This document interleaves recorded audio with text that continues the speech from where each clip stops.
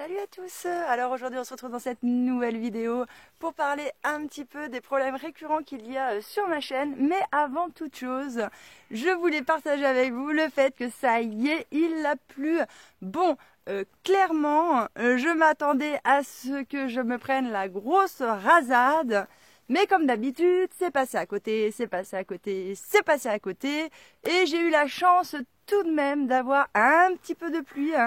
Alors franchement, c'était de la bonne pluie pour arroser le potager, mais pas pour remplir les récupérateurs d'eau parce que clairement, j'ai pas à récupérer grand-chose. Alors déjà, comme vous pouvez voir derrière moi, j'avais installé la cuve à eau en dessous en fait du toilette parce qu'il y a quelques semaines de ça, j'avais donc enfin installé la fameuse gouttière. Et donc voilà, je me suis pas cassé la tête, ça revient directement dans le trou. Et voilà, et je vais vous montrer, franchement, j'ai pas à récolter grand chose quoi. Voilà, pour vous montrer le niveau de l'eau, donc c'est ce que j'ai récupéré pendant les quelques heures qu'il a plu. Donc franchement, avec ma toiture que j'ai au niveau de la case en fait qui récupère dans ma grosse cuve à eau, je pense que j'ai dû récupérer à peu près une centaine de litres. Donc bon, c'est sûr que c'est quand même sympa, 100 litres ça me permet de tenir une semaine de plus, mais j'avoue que j'aurais vraiment aimé la grosse pluie. Et donc j'en ai profité aussi, ici je me suis fait une petite structure. Alors c'est des palettes que je trouve chez un gars qui fait des fenêtres là dans le coin. On peut voir là, j'en ai d'autres qui sont là-bas. Et du coup j'en ai installé deux comme ça, et ça c'était des vieilles tôles que j'avais sur mon terrain, ça faisait un moment qu'elles étaient là. Bon alors c'est de la récup, elles sont devenues un petit peu molles, je sais pas combien de temps ça va tenir. Elles étaient un peu cassées en plus et tout, mais bon, pour stocker du bois ou des conneries comme ça qui craignent pas trop, franchement, ça ira très bien. J'ai mis, là, comme on peut voir, c'est tout simplement des écoins. Alors les écoins, c'est ces choses-là qu'on peut aller chercher dans les scieries. Des fois, ils peuvent les donner, des fois, ils les vendent, mais franchement, à pas une thune. Du coup, comme c'était pour l'extérieur, je me suis pas cassé la tête, j'ai fait un petit truc vite fait. Et donc, comme vous pouvez voir, j'ai aussi mis une petite gouttière.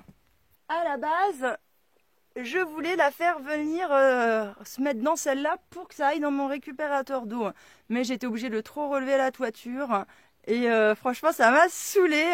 Vu que j'étais partie, j'avais installé le truc. Quand j'ai vu qu'il manquait un tout petit peu d'espace pour raccorder, je me suis dit, tant pis, je laisse comme ça. Et du coup, là, j'ai l'autre qui arrive et donc j'ai mon tonneau. Et donc, ça tombe dans ce bidon bleu. Et donc, comme vous pouvez voir, le niveau, il n'est pas très haut. Mais bon, quoi qu'il en soit, ça me fait toujours quelques litrons en plus pour le potager. C'est toujours ça de prix. Voilà pour cette petite parenthèse. Maintenant, parlons du sujet qui nous concerne dans cette vidéo, qui est les problèmes récurrents que je rencontre avec ma chaîne YouTube.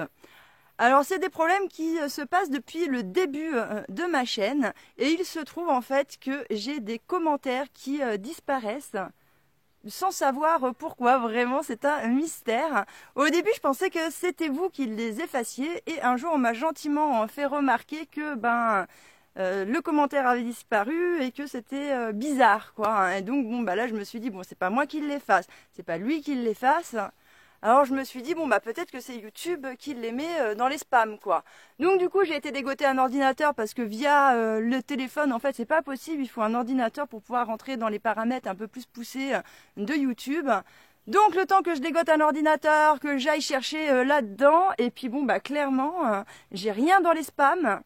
Donc franchement c'est hyper chelou quoi.